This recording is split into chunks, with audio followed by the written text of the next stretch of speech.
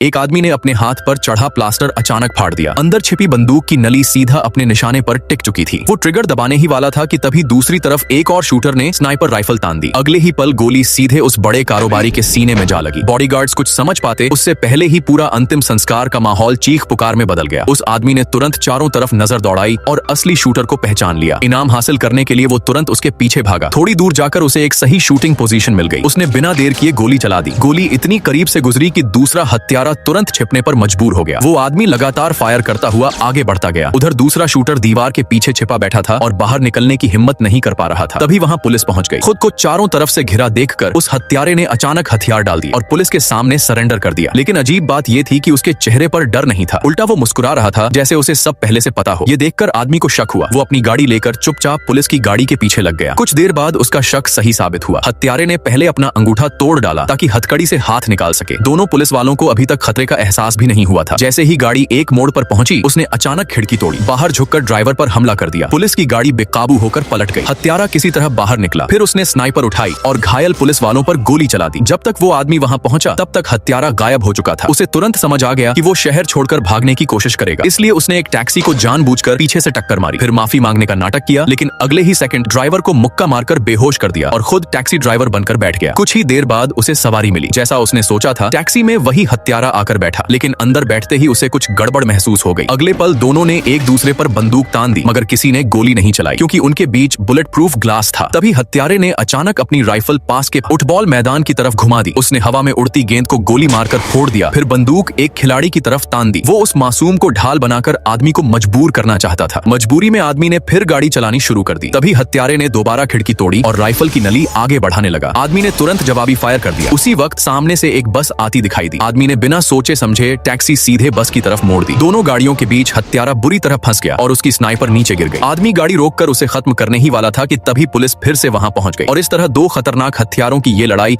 एक बार फिर अधूरी रह गई।